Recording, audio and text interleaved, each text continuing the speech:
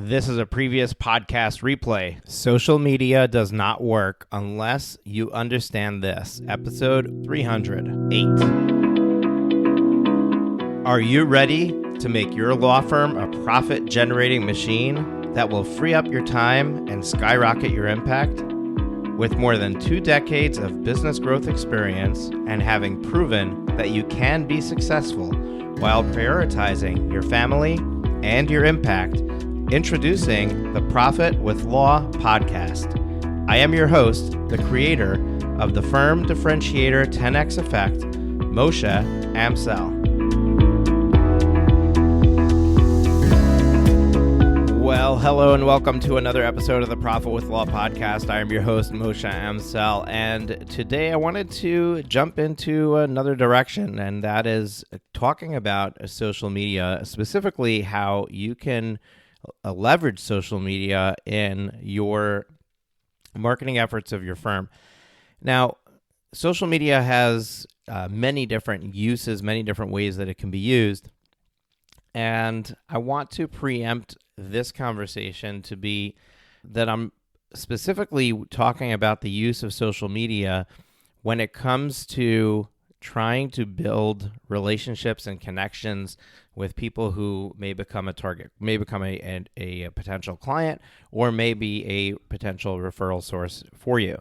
There are other uses of social media, like consistent content creation, building an audience of people who are tuning in to what you have to say, what you have to share. And that's a whole nother strategy, and I'm not covering that in this episode. So essentially, if we look at a law firm in general, the best leads, the highest quality leads come from the referrals, come from past clients, family, friends, somebody who knows you, trusts you enough to make an introduction to somebody else. And the challenge that we have is that our world of people who can refer to us is small. And if we can continually expand that world, if we can continue to grow how many people can refer to us, essentially what we will do is we will be, over time, growing the pipeline of referrals that are going to be coming into the practice. So there's a way to do this using social media, and that's really what I wanted to talk about on this episode. I wanted to just go through some of the concepts, some of the things that you need to understand about human nature, how social works, and then put it all together and to put something into action for yourself if you choose to use this method. So if we look at the social platform, I want to just start looking at what you experience as an end user when you're on social.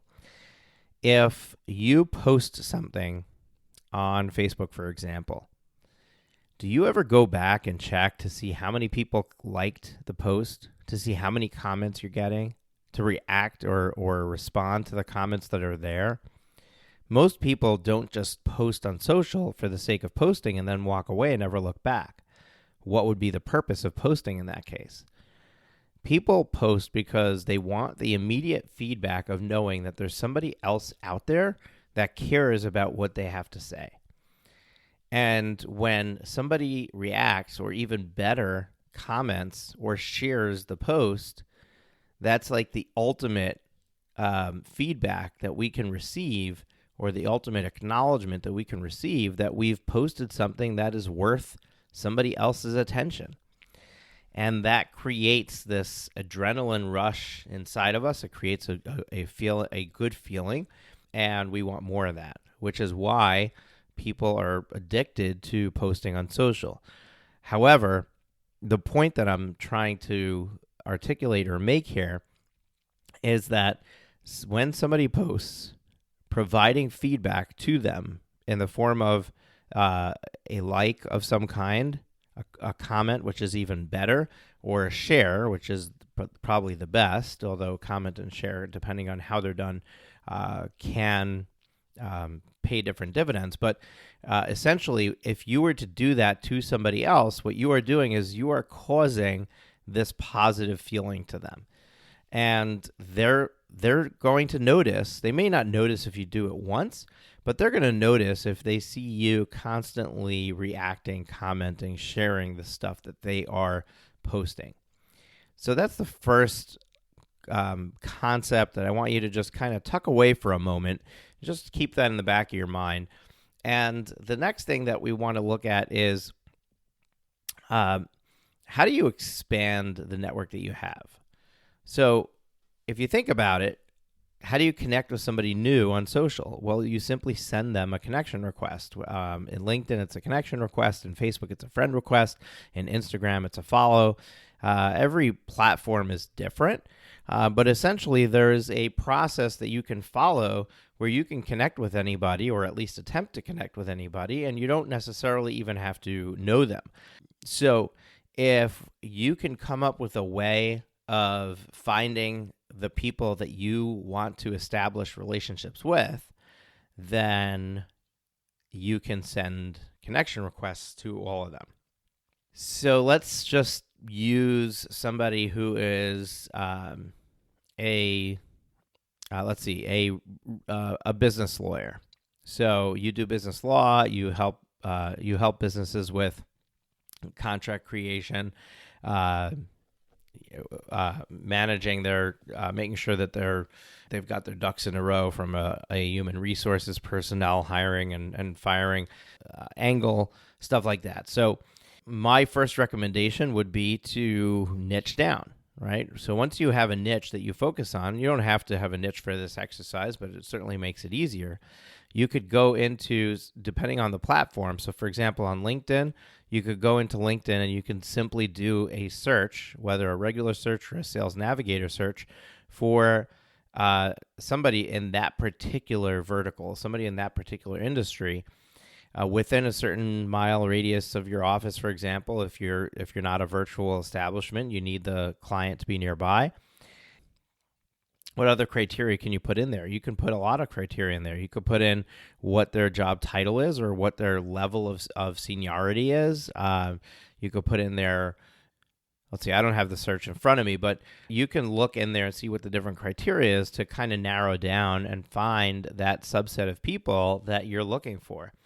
And then you simply start trying to connect with them. Now, when you send out a connection request, here's where we're once again going to step into the shoes of the user experience.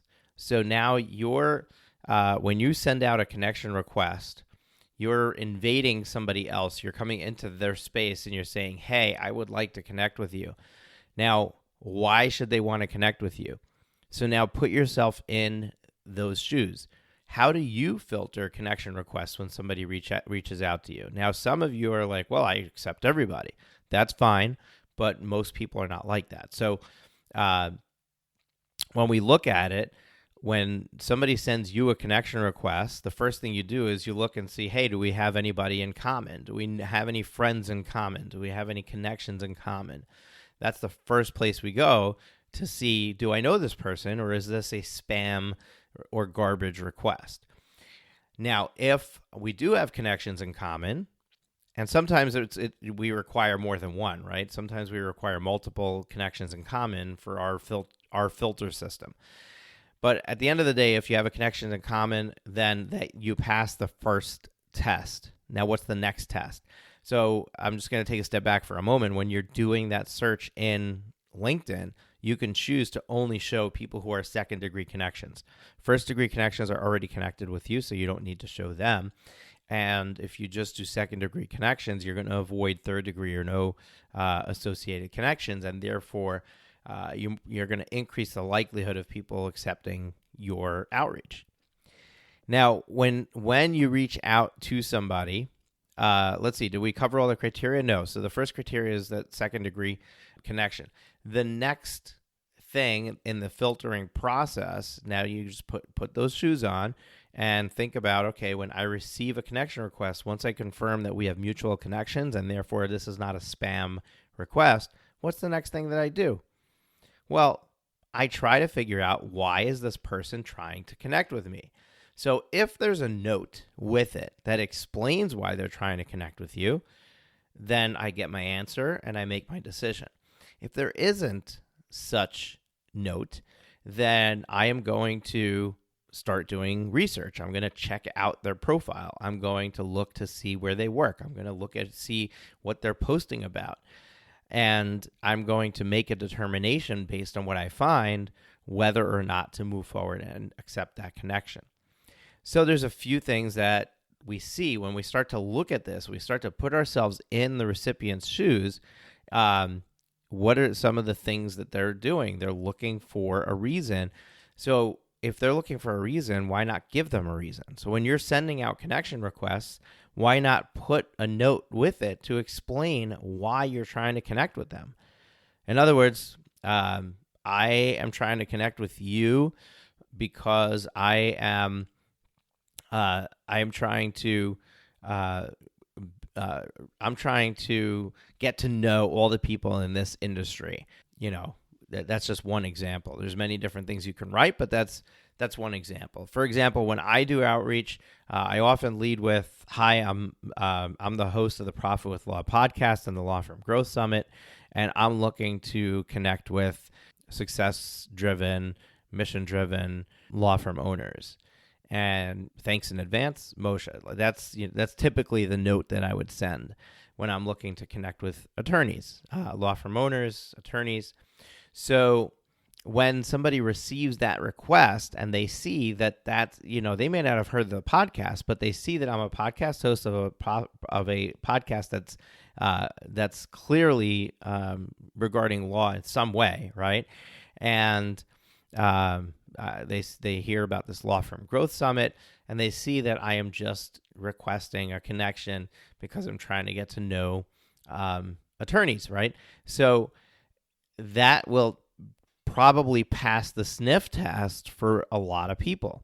Now, what's interesting is and I know that you might understand this, because sometimes when I do this initial connection request, I get a nasty message back, or it's not always nasty, but I get a message back often that says, "I'm not looking for marketing services." Now, what's funny is that I never indicate that I am selling marketing services. As a matter of fact, I'm not a marketing agency. We don't sell marketing services.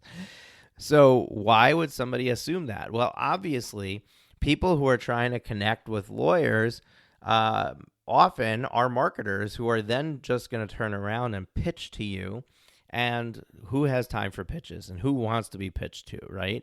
So that infuriates the recipient, especially if that's happening on a larger scale. So I learned that through my own market research, and I started to add into my message sequence that I send them.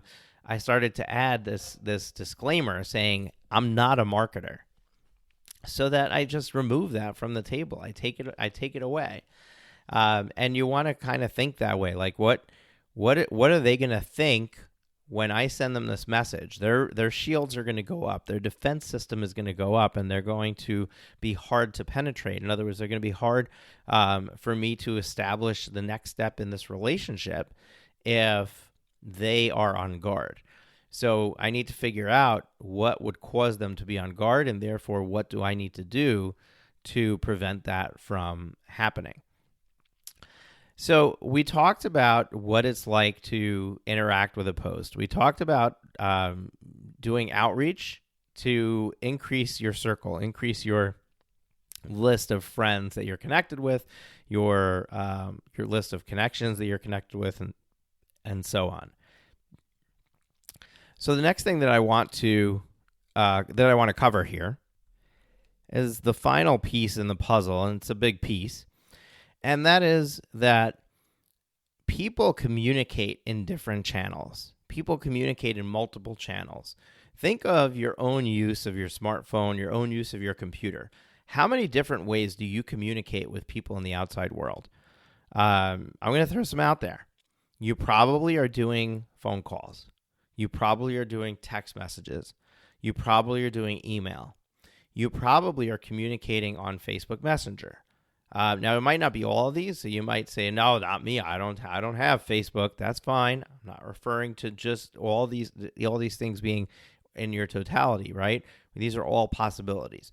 Facebook Messenger, Instagram direct message, LinkedIn messaging platform, WhatsApp. What else? What other ways can you communicate with people? So you start to look at all the varied channels of communication, all the different ways that we can communicate. And now we look and we say, okay, what is typically done? Typically, we connect with somebody on social and we try to communicate with them on social. We leave it there. We don't take it off of social. And what happens is that there's a lot of people who don't live in that messaging application. There's a lot of people who don't monitor that messaging application.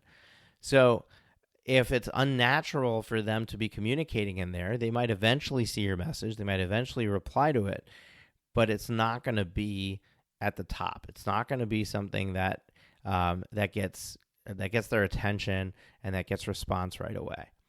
So we want to look at or don't take off the table the fact that you have all these other options, all these other places that you can go to communicate with this prospective referral source or prospective client or prospective relationship. So when I do my outreach on LinkedIn, when I do my outreach on Facebook, and by the way, LinkedIn's the only one that has that search tool that you can search by industry, that you can search, it's pretty powerful as far as what you can find.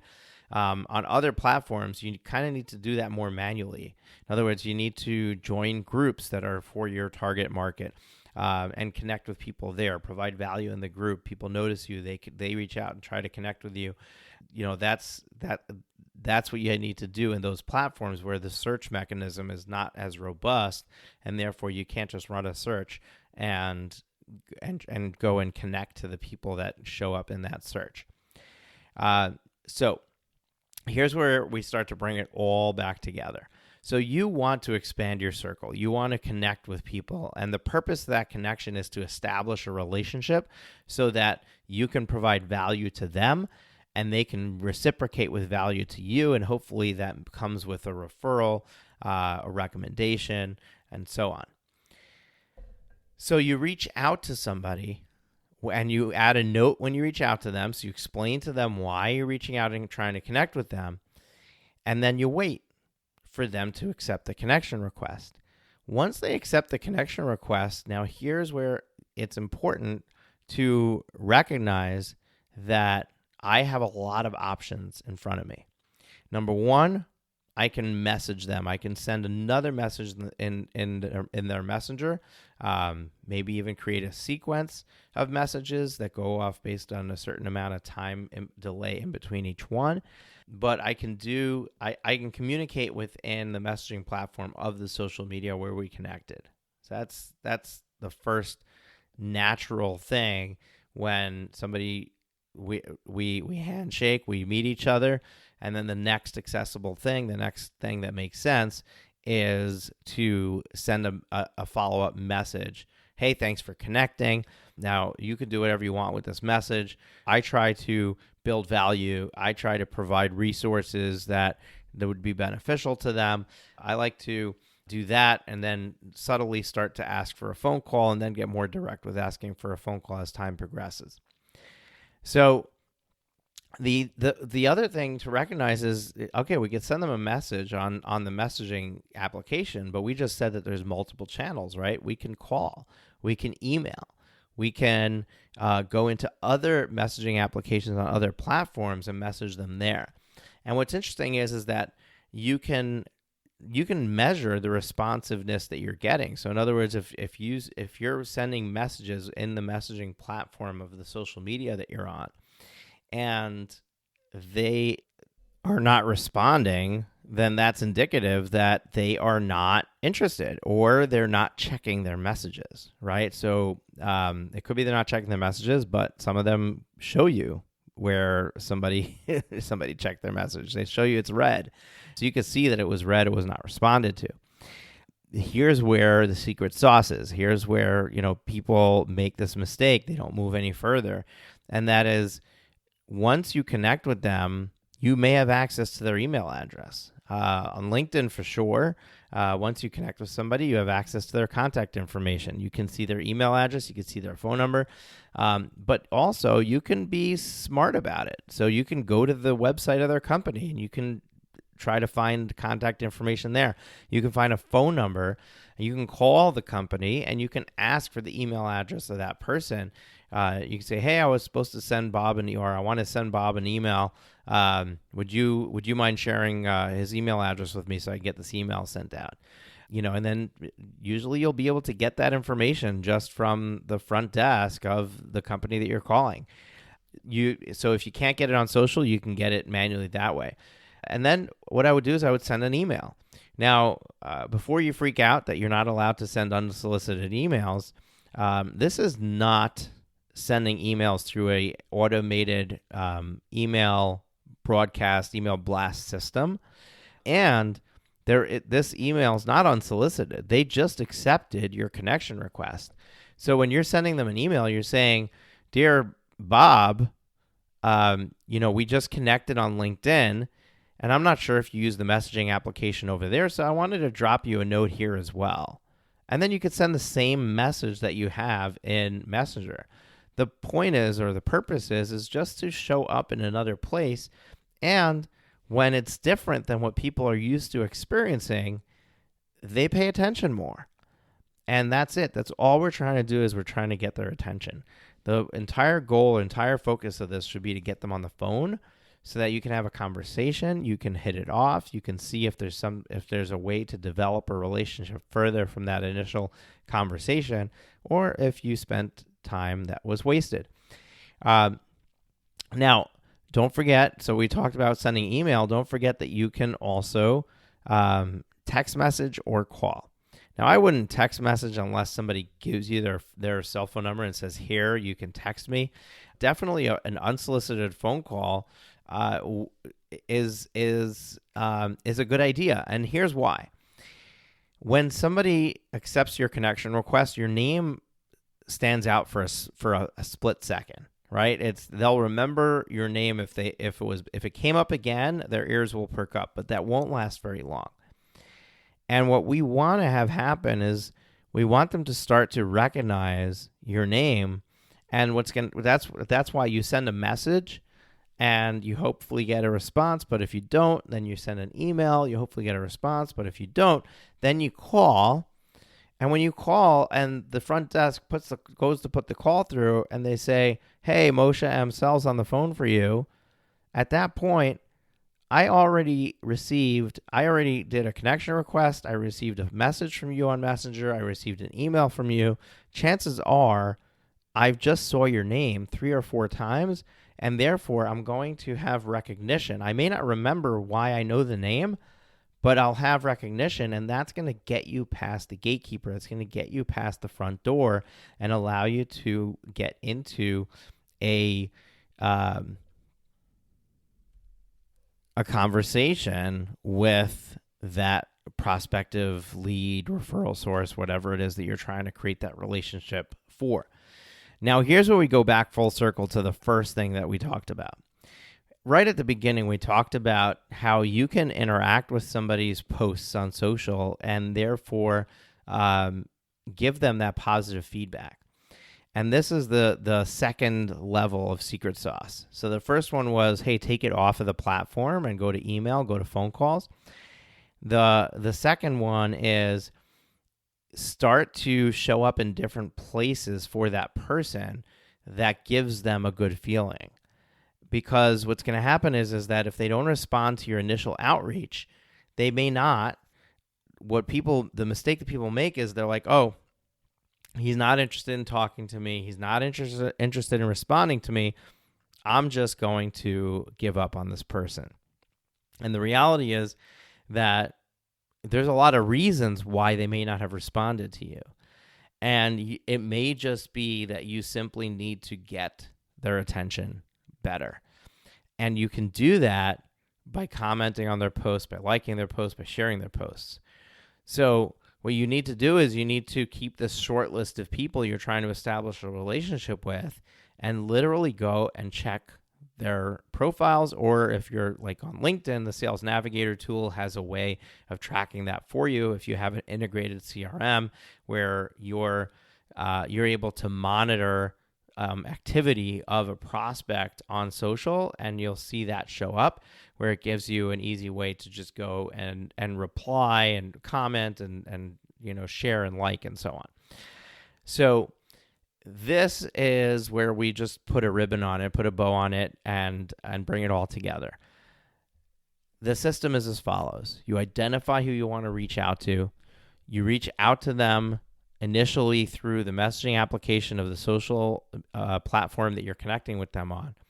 You follow up with that initial outreach with a email followed by a phone call, and you start to pay attention to the content that they're sharing and posting, and you start liking, commenting, sharing their stuff if it's relevant, right? It doesn't make sense if they post a picture of their baby and you go and share it out. That may or may not make sense depending on where you are in your relationship. So you want to make sure that it makes sense, obviously. But you can always comment on somebody's baby and say, oh, how cute, right?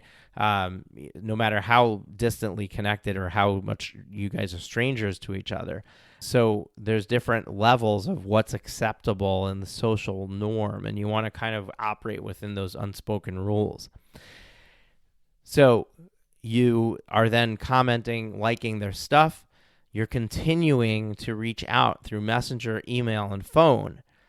And what's going to happen is that at some point, they are going to respond to you. They are going to accept your call, but it just requires persistence, and it requires thinking outside the box. It requires working around problems to come up with alternate solutions.